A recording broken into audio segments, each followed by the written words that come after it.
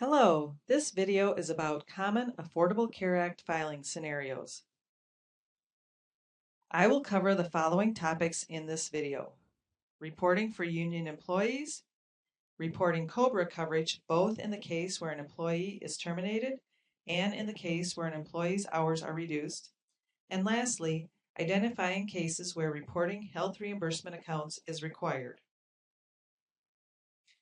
Union plans are sometimes referred to as Taft-Hartley plans or multi-employer welfare arrangements.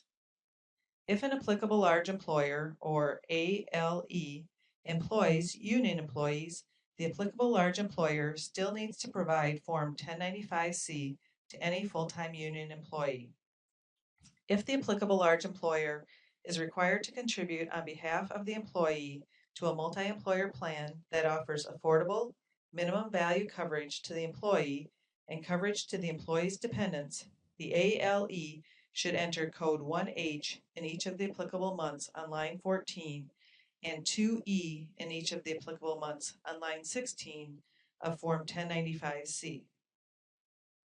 If the ALE is not required to contribute to a multi-employer plan, the applicable large employer may not use code 2E on line 16 of Form 1095-C.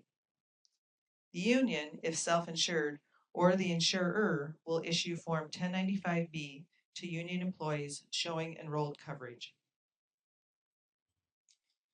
Cobra, which is short for the Consolidated Omnibus Budget Reconciliation Act, states that health coverage is required to be offered in certain circumstances in which an employee or other individual covered under a health plan loses eligibility for coverage under that health plan.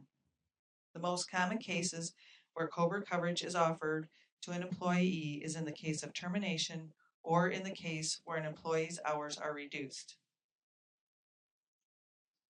An offer of Cobra coverage that is made to a former employee upon termination should not be reported as an offer of coverage on line 14 of Form 1095-C. For a terminated employee, code 1H should be entered on line 14 of Form 1095-C for any month for which the offer of Cobra applies. Enter code 2A on line 16 of Form 1095-C for any month in which a terminated employee enrolled in Cobra coverage. If the former employee did not enroll in Cobra coverage, enter code 2B on line 16 of Form 1095-C in the month in which the employee terminated, unless the employee terminated on the last day of the month. In the case where an employee's hours are reduced, an offer of Cobra coverage is reported in the same manner as any other offer. On the next two slides, let's look at an example of an offer of Cobra coverage and how the reporting changes if the employee enrolls in Cobra coverage or declines Cobra coverage. In this example, the employee is full-time, is offered and enrolled in minimum essential coverage providing minimum value to the employee and minimum essential coverage to his dependents and spouse. The employee terminates employment on May 8th. However, he continues family coverage as Cobra for the remainder of the year. The premium amount for non-Cobra coverage is $105 per month. In this case, since coverage is offered to the family, code 1E should be entered in January through April on line 14 of Form 1095-C. $105 should be entered on line 15 for the same months.